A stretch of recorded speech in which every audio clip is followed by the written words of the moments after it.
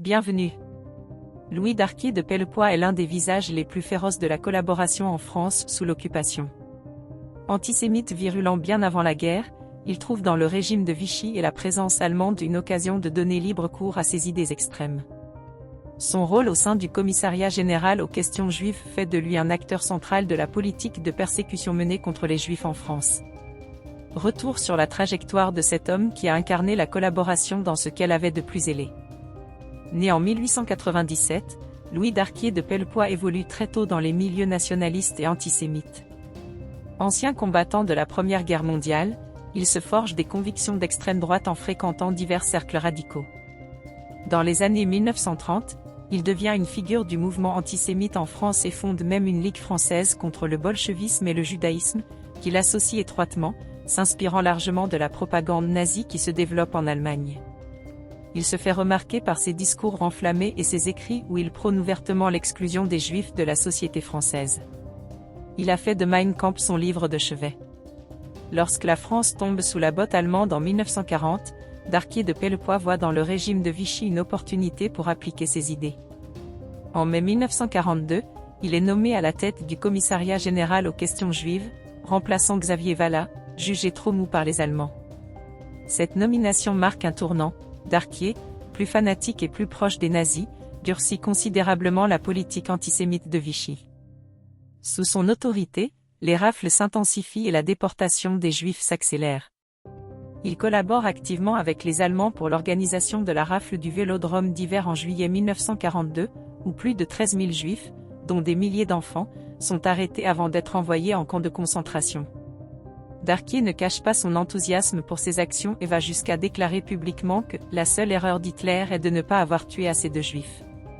Contrairement à certains responsables de Vichy qui tentent de conserver une certaine autonomie vis-à-vis de l'occupant, Darquier se soumet totalement aux nazis. Il prône une politique d'extermination radicale et pousse à l'application des lois raciales avec une rigueur fanatique. Il encourage la délation et met en place des campagnes de propagande pour légitimer l'exclusion et l'arrestation des Juifs. Sa proximité avec les SS le rend encore plus radical, il assiste à des réunions avec la Gestapo et facilite le travail de la police allemande en France. Une anecdote révélatrice de son engagement est son voyage à Berlin en 1943, où il rencontre des hauts dignitaires nazis pour discuter de l'accélération des déportations. Pour lui, l'antisémitisme allemand et français ne va pas assez loin, et il s'en offusque continuellement. À son retour, il donne des instructions encore plus strictes pour nettoyer la France de sa population juive. Il va jusqu'à proposer des mesures plus extrêmes que celles demandées par les Allemands eux-mêmes.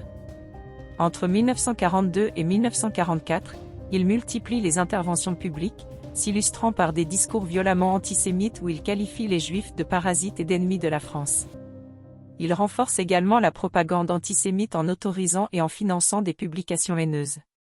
En interne, il ordonne des enquêtes sur les fonctionnaires jugés trop cléments envers les Juifs et soutient la saisie massive des biens appartenant aux familles juives. Son administration supervise également l'expulsion des enfants juifs des écoles et la radiation de nombreux employés de l'administration publique. En 1944, alors que la guerre tourne en faveur des Alliés, Darquier tente de sauver sa propre peau. Il cherche à limiter son exposition publique tout en continuant d'encourager les mesures anti-juives. Jusqu'à la dernière minute, il reste fidèle à son engagement, et ce n'est qu'à l'approche de la libération qu'il prend la fuite. À la libération, Darquier de Pellepoix comprend rapidement que son heure est venue. Il fuit la France en août 1944 et trouve refuge en Espagne franquiste, où, comme de Grelle, il bénéficie de la protection du régime de Franco. Condamné à mort par contumace en 1947, il ne sera jamais extradé et vivra paisiblement en Espagne jusqu'à sa mort en 1980. Il continue jusqu'à la fin de sa vie à revendiquer son engagement antisémite et à nier la réalité de la Shoah. Pour lui, les chiffres établis au procès de Nuremberg quant au nombre de Juifs tués par les nazis ont été truqués et le Zyklonbé n'a servi à gazer que des poux et non des êtres humains. Faurisson reprendra ses thèses.